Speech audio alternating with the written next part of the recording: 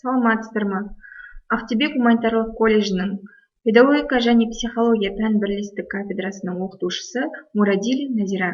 Этнопедагогика пәнінен өтетін тақырыбымыз халық педагогикасындағы ақыл-ой тәрбиесі.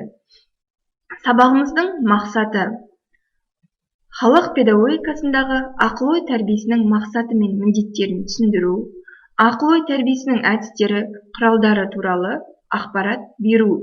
Тақырыпты өту барысында білім алушыларды ізденімпаздыққа, тапқырлыққа тәрбиелеу, білім алушылардың ақыл-ойын, интеллектуалдық белсенділігін, шығармашылық қабілетін дамыту, теориялық білім мен тәжірибені ұштастыруға дағдыландыру. Күтілетін нәтиже: халық педагогикасындағы ақыл-ой тәрбиесінің ерекшеліктері туралы түсінеді, болжай алады және талдау жасайды. Халық өз ұрпағын бесікке салғаннан бастап, оның ақыл-ойын, ойлау, сөйлеу жүйесін дамыту жолында өзіндік әдіс-тәсілдерді шебер пайдаланып отырған. Қазақ этнопедагогикасындағы негізгі құрал бұл халық білімі.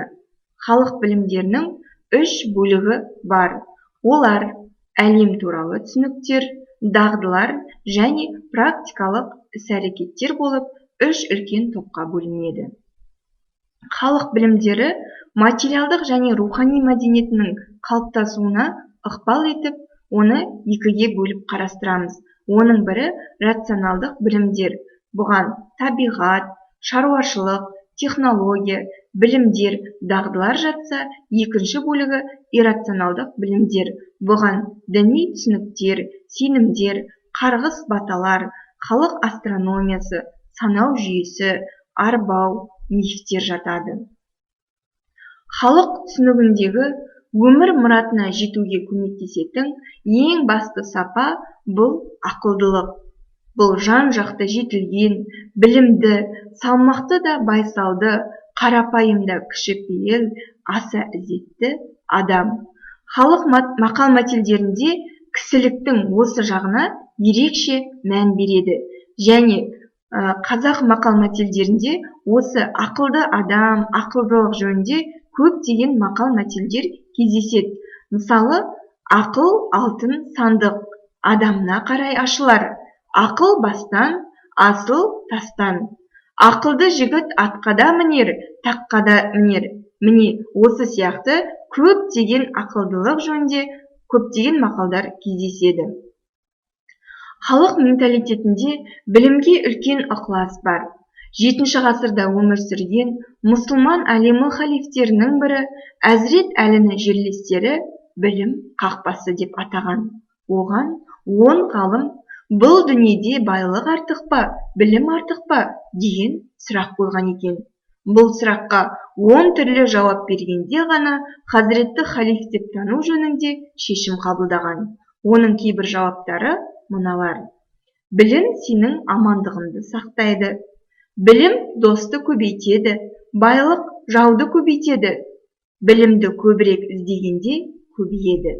Білімді қолданғаннан оның саны азаймайды. Байлықты орынсыз шашу кедейлік пен мұқтаждыққа келеді. Олай болса, білім байлықтан артық. Және баланың ақыл-ойын жетілдіруді мақсат ете отырып, халқымыз көптеген тәрбиелік дүниелерді қолданды. Оларды 2-ге бөліп қарауға болады. Бірінші бұл ең басты сапа адалдық екенін көрсетуге арналған шығармалар. Яғни мұнда баланың түсінігіне, ойлау, қабылдау ерекшеліктеріне ыңғайлап отырып, өмір жақсылығын көрудегі ақылдылықтың мәні ашылады. Ондай шығармаларға Аяз би, Қырық өтірік, Ақылды етікші, Кедей қызы мен хан баласы, Қара үйрек, Жарты төстік деген сияқты көптеген шығармаларды жатқызуға болады. Ал екінші топ бұл баланың ойын дамытатын ертегілер, жұмбақтар, өтірік өлеңдер, жаңылтпаштар және жырлар енеді. Енді жұмбақтар. Бұл жұмбақтар үлкен кішінің ой өрісі, білім қорын кеңейтуге, дүниетанымдық, адамгершілік, эстетикалық көзқарасын, талғамын қалыптастыруға көмектеседі. Ойын ұшқырлайды, тапқырлыққа, өз бетімен ізденушілікке баулиды. Жұмбақтағы ұйқас ырғақтарды дұрыс қабылдап, түсіне білуге дағдыландырады. Жұмбақ тақырыптарымен төмендегідей топтастырылады. Мысалға, жаратылыс, табиғат жұмбақтары. Бұл дүниетанымдық мақсатты көздей отырып, табиғат құбылыстарын сипаттайды. Екінші, бұл адам анатомиясы және іс-әрекеттері. Бұнда адамның анатомиясын, іс-әрекеттерін, өмірін, еңбек құралдарын, тұрмысқа қажетті жабдықтарын суреттеуге арналған. Және жан-жануарлар тіршілігіне байланысты жұмбақтар. Бұл жұмбақтар жануарлардың өзіне тән мінезімен, қасиетімен таныстырады, адамға келтіретін пайдасы мен қызмет саласынан түсінік беретін жұмбақтар болып, үш бөлікке топтастырылады. Енді жаңылтпаштар. Жаңылтпаштар бұл бала тілін дамытуда, есін жетілдіруде, дұрыс сөйлеуге үйретумен бірге оларды дүниемен таныстырады. Мысалы, төсек үстінде 4 бөрік, 4-еуі де көк бөрік, көк бөріктер көп бөрік. Осындай қазақ халқында көптеген тіл дамытуға байланысты жаңылтпаштар көптеп кездеседі. Енді айтыс. Айтыс бұл ақыл-ой тәрбиесін беруде айтыстың рөлі ерекше. Оның қай түрін алып қарасақ та, сезімтал тапқырлықпен, қиыннан қиыстырған шеберлікпен қатар, халықтың ой арманы мен ар намысын қастерлеген аталық ақыл өсиет сезіледі. Әншілік, күйшілік дарындылығы байқалады. Ел арасындағы әлеуметтік мәселелер сөз болып, осы айтыста қозғалады. Айтыс өлеңдері мазмұнына, тақырыбына қарай бірнеше түрге бөлінеді. Мысалы, қайындасу айтысы. Бұл қыз бен жігіттің айтысы. Түре айтыс, сүре айтыс, жат айтыс, жұмбақ айтыс. Мысал айтыс болып, көптеген түрге бөлінеді. Жұмбақ айтыс бұл ақындардан ақындықпен қатар білімді, тапқырлықты талап етеді. Ал мысал айтыс ақындар айтар ойын тұспалдап, сипат түрінде білдіреді екен. Айтыс өнерінің орындаушылық ерекшелігіне, тәрбиелік мәніне зерттеуші этнографтар көптеген айтыс жөнінде өз ойын қалдырған. Мысалы, Левшин қырғыз, қазақ әндері әрдайым дерлік табан астында шығарылады.